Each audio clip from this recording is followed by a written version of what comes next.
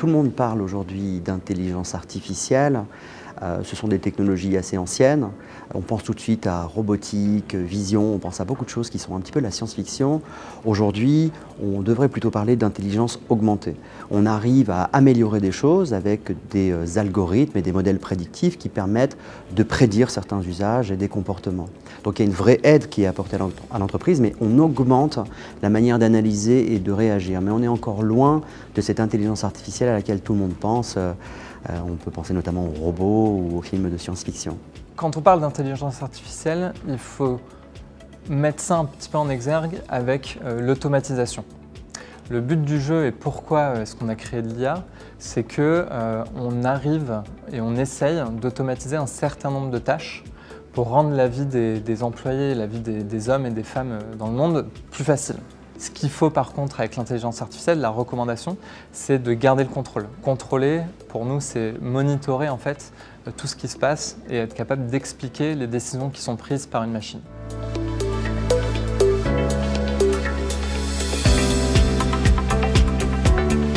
On vient avec une nouvelle approche pour intégrer de l'IA dans les entreprises, où on vient recentraliser en fait tous les projets d'intelligence artificielle au sein d'une même plateforme, qui s'appelle Prevision.io, avec un environnement à la fois dédié pour des personnes appétentes de la donnée, donc des data scientists aux data citizens, et un autre environnement pour les métiers où ils viennent consommer tous les modèles ou toutes les applications prédictives qui auront été créées par Prevision.io. Ce que permet Prevision.io, c'est d'accéder, d'implémenter très facilement ces technologies d'intelligence artificielle avec la performance requise, puisqu'il faut que ça marche, au sein de tous les processus de l'entreprise. Et in fine, de mettre des applications verticales à la main des métiers pour qu'elles puissent y accéder et bénéficier de tous les leviers d'action pour que l'entreprise reste compétitive.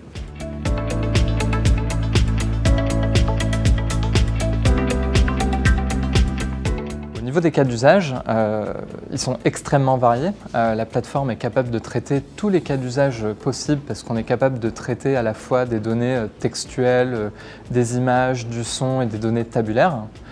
Donc ça peut très bien aller de cas d'usage autour de la connaissance client, où on va avoir tout ce qui va être churn, upsell, cross-sell, prévision de vente, recommandation de produits pour des clients. On va avoir tout un pan qui va être autour de l'industrie, donc maintenance prédictive, optimiser des chaînes de production, optimiser de la supply chain. Dans le secteur des transports, on a des cas d'usage autour de l'affluence en gare, donc détecter le nombre de personnes qui passent, et l'affluence pour pouvoir ajuster le nombre de trains, le nombre de bus et le nombre de services qu'il y a dans une gare. Ou aussi des cas de maintenance prédictive où là, avec de l'image, on va être capable de détecter des problèmes qu'il y a dans des vidéos ou des images, puisque dans le transport, il y a de longues heures de vidéos où on va filmer des wagons, des pantographes, pour essayer de détecter des anomalies.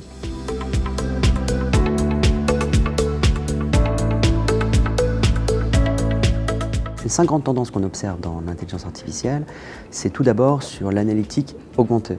C'est la capacité de ces technologies d'intelligence artificielle à explorer et fournir de manière automatisée des insights au métier. La deuxième tendance qu'on observe, c'est sur le conversationnel. C'est le traitement du langage naturel. C'est la capacité qu'aura l'homme, avec un grand H, à discuter directement avec des machines.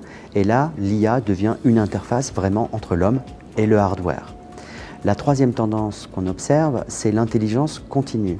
Avec des données toujours plus massives en temps réel, c'est la capacité d'ajuster et d'affiner les décisions grâce à des modèles prédictifs qui se réentraînent en permanence et fournissent toujours des insights mis à jour. La quatrième grande tendance qu'on observe, c'est la capacité de traiter de plus en plus d'images et de vidéos.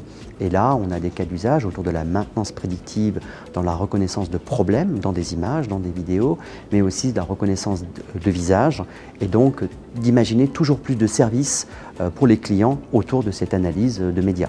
Et la cinquième grande tendance qu'on observe, c'est sur l'explicabilité des IA et des modèles prédictifs. Pourquoi? Parce qu'il faut de la grande transparence et comprendre ce qui se passe pour éviter l'effet black box. Et ça, c'est un grand enjeu pour les prochaines années.